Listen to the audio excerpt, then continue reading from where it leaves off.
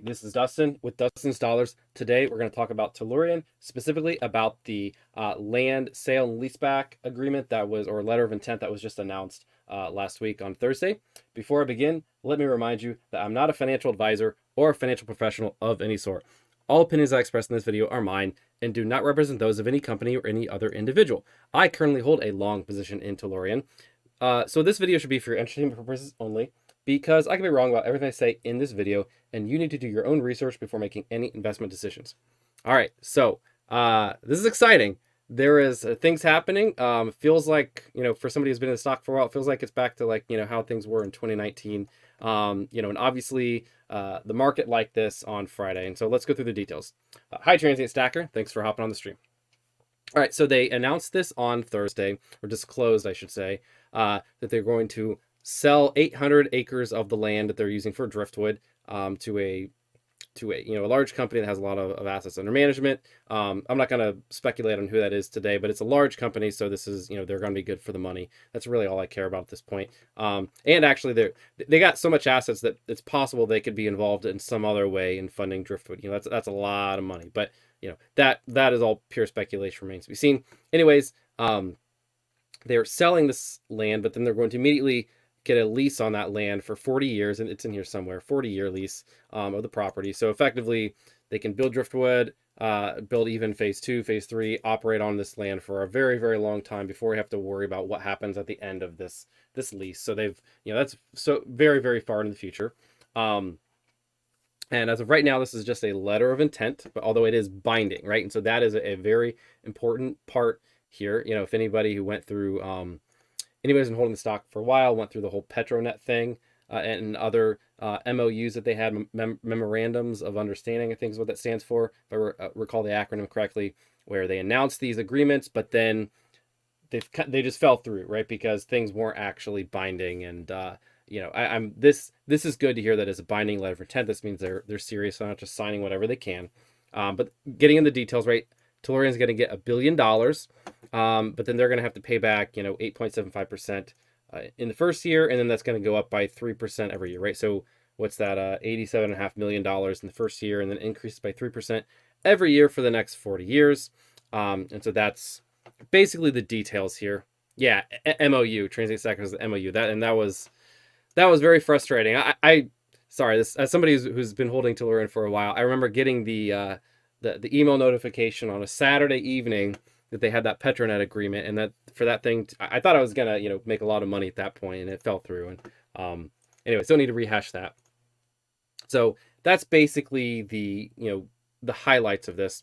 But the super important things here are this is all contingent on the Tellurian being able to name who the other folks are that are going to be the equity investors in driftwood.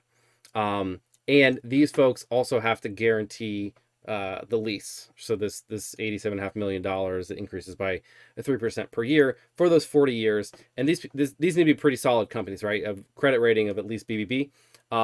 So we're looking at some serious folks here, and that is the main points here of the content. There's also some timeline, some dates attached to it. And so that's very, very interesting because this now gives us kind of a timeline that we can look at and start to set some expectations for Tellurian actually getting things in place, right?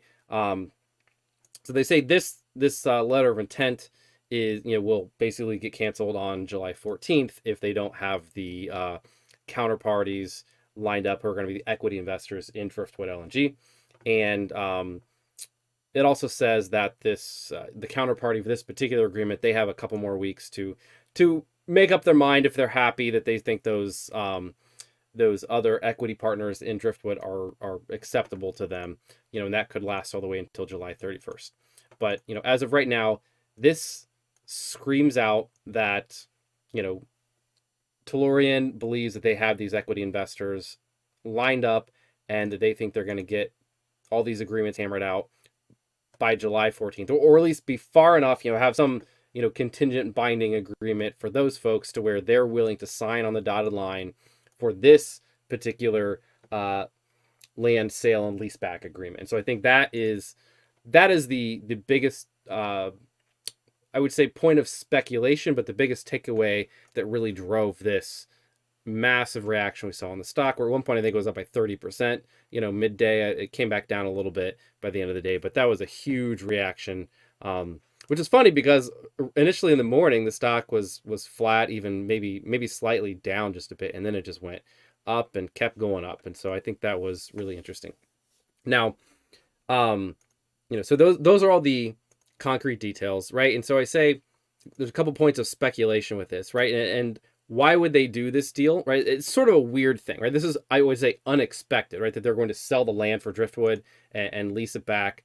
But if I understand this correctly, I think it's a great move where they're basically getting double credit for what they've done, right? They've spent a lot of money already developing the site, and so now this particular land is much more valuable, in the sense that they've proved out that this is a viable site for an LNG export facility, and that somebody can take this to completion and is going to be willing to pay for this land, right? It's not just land out in the middle of coastal land that's just there and is not doesn't really have a solid use, right? This is a feasible site for an LNG export facility, and they are themselves building on it, and I think that's really a positive thing.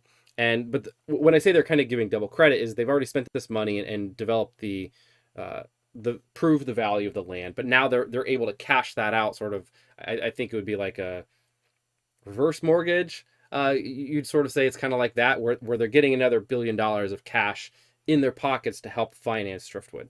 And so I think that's interesting, and they're not really losing any current value, right? It's a 40-year lease.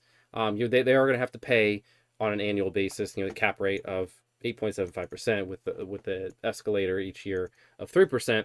But they're not really losing it. They didn't issue debt, and And Transient Stacker says Suki's shares are finally also all sold off. Yeah, and that was clearly a big thing here, where we didn't have the extra selling pressure, so the stock was able to run. You see how, like, this is frankly a pretty I'm not gonna say neutral. Neutral is the wrong word, but this was lukewarm in terms of an announcement, right? This was not announcing an equity partner, because I'll go ahead and throw out the other side, right? I made a comment somewhere, I think on Reddit, that this is classic Tellurian style, where bulls are going to see this as a very bullish sign, bears are going to see this as a bearish sign, right? And I've talked through some of the bullish case here is Tellurian is getting all their ducks in a row. They've got the equity partner basically lined up and they're ready to move.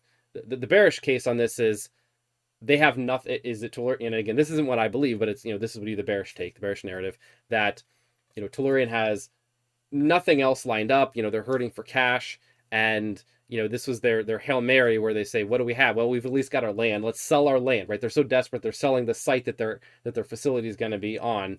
So that would be sort of the bearish take on this, because it's really not a concrete agreement, right? It's a binding letter of intent, but it's only binding on some pretty lofty conditions, right? That they actually get equity investors in Driftwood, and that those folks are going to be guarantors of this particular lease, right? That they're going to basically co-sign it.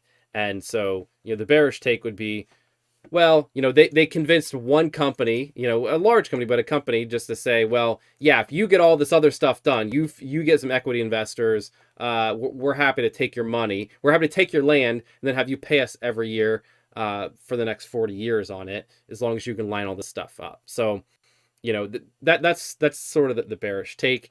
And like I say, that's why I think this is it's classic Tellurian style, where you can interpret it two different ways, fairly reasonably. You have to take a bit of faith on both sides of it. So, how about Wakaza? Wakaza says, aloha, Dustin, salutations from the Rainbow State. Hi there, thanks for hopping on the stream.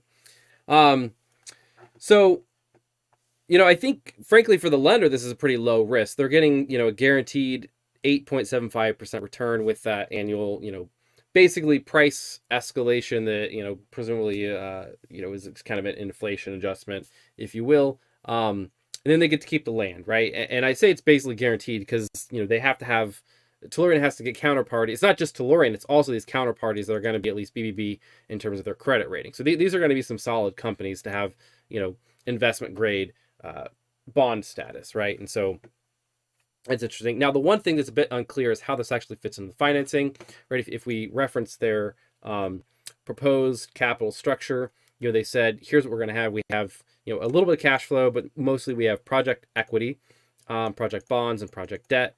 And it's not clear if this is maybe taking from, they think they're going to need to raise a little bit less equity, or, he's referenced, Suki in his videos a couple times has referenced that they put $1 billion into Driftwood.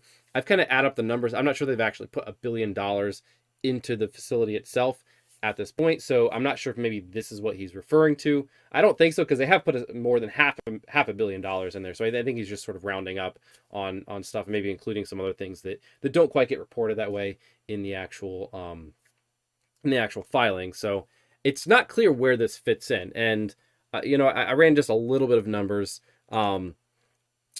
Let me kind of go through this, right? So I have my valuation model. This is a copy of the spreadsheet. By the way, you can grab this, my spreadsheet that I had in a prior video, and make your own copy in Google Sheets. Just file, make a copy, and then edit anything you want here. And so that's how you modify this. So if I were to factor this in, I'd say, well, they're going to have annual operating expenses for the paying back that lease, right? So let me add on. I'll just round it off to $100 million because this is. If I really wanted to model that, I'd do it on an annual basis and have it actually increase 3% every year. I'm just going to round it off to $100 million. It's close enough for this particular calculation.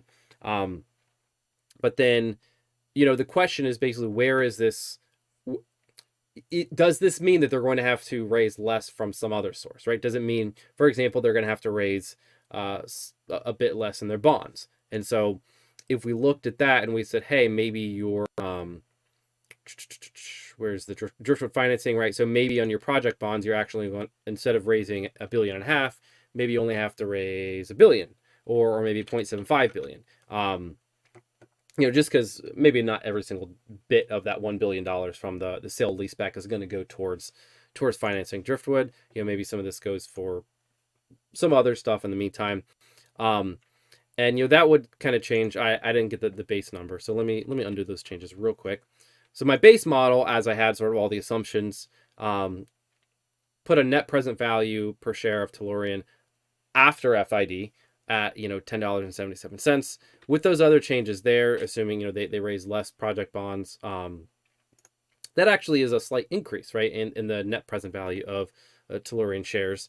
Now, the one thing that I will say this doesn't take into account, it's a limitation of the model, is what's going to happen in 40 years from now.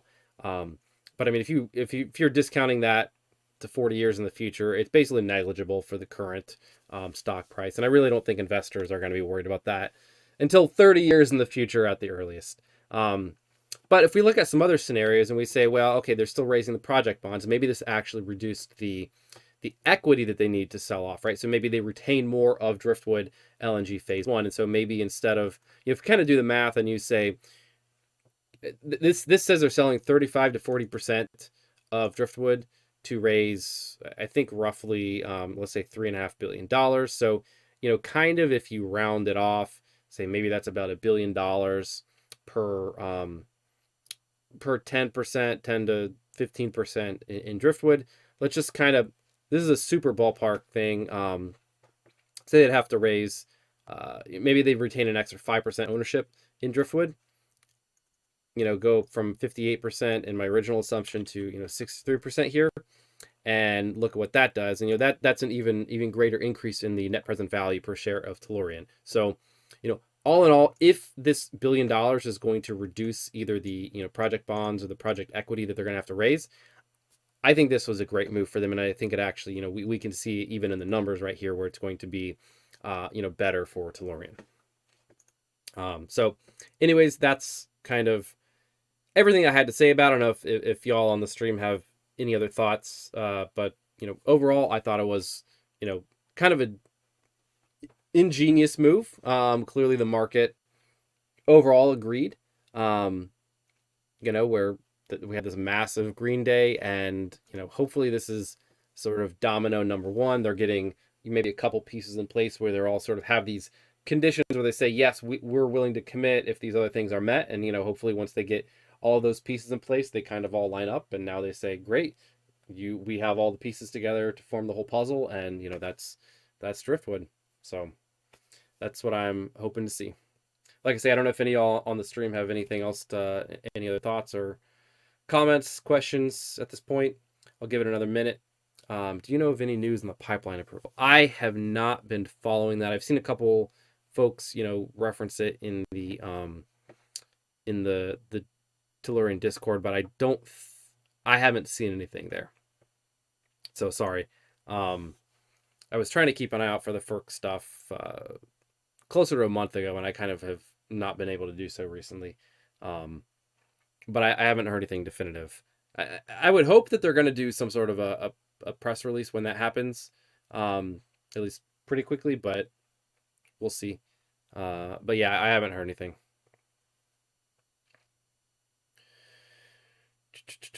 Yeah.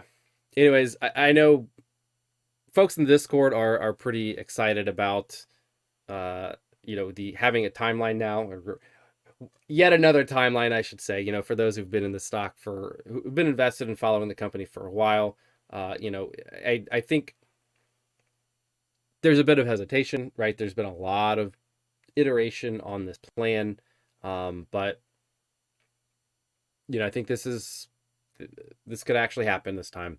And we have a timeline to take a look at and judge it on. And I mean, I wouldn't expect that this is going to be set in stone. I know some folks are like loading up on options for, July or October, assuming this is like set in stone.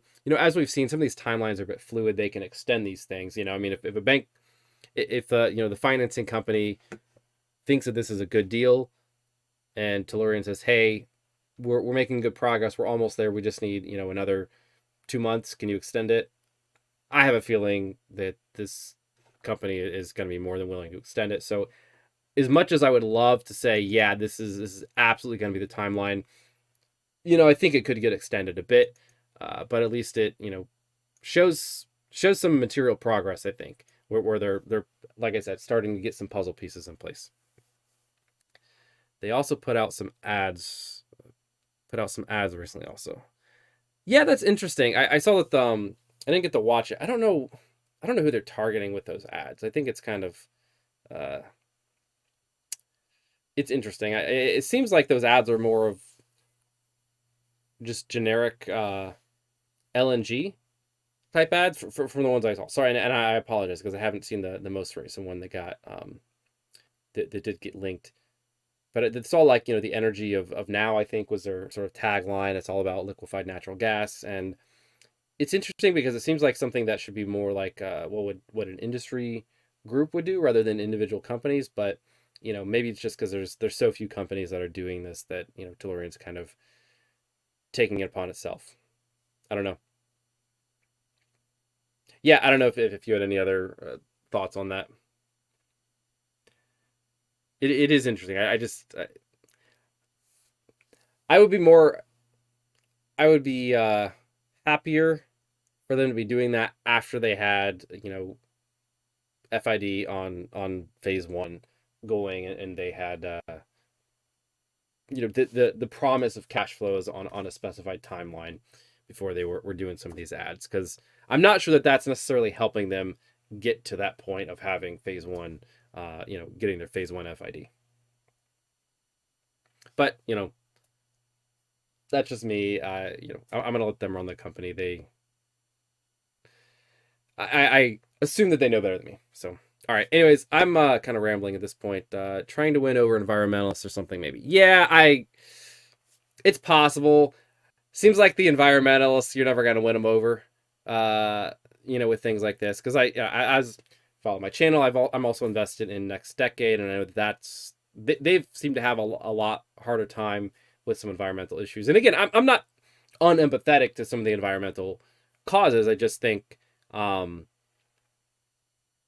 I think putting a little bit of maybe my too much opinion in here, but I think folks who I make part of their self identity being an environmentalist are probably going to be categorically against a natural gas company of any sort, no matter what they do with the ads. But anyways, Wakaza says, side note, anytime we will get a night scope update soon. That will probably be my next stream. I don't know when that will be. Hopefully this week. Maybe not. I did get to yeah, I did a town hall not long ago. So there actually is, I think maybe they did the last one yesterday, or maybe it's tomorrow or something.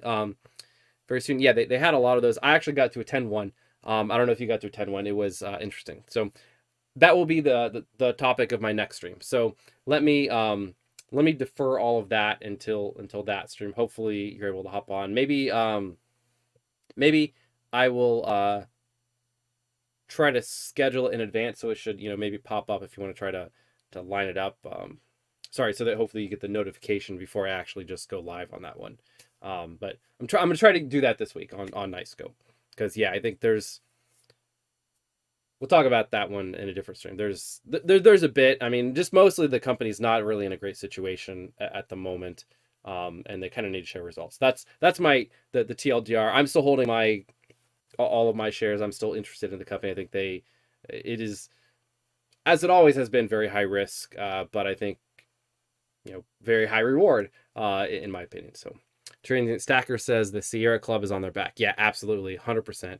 And that's part of the issue with next decade. And there again, I'm still holding my shares there. I am kind of optimistic that they're going to be able to work through these things. Right? They did get FERC approval in the first place, and I don't know. I'm not close enough in the industry, right? So I'm looking at it from an outsider's perspective. It seems a little ridiculous that they can't, get the approvals that they want at this point.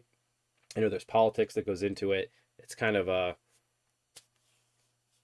it's a frustrating situation, I think. So, anyways, all right. I am going to hop off. Thank you very much, folks, for hopping on the stream. I really appreciate it. Hopefully you enjoyed it today, and have a good one.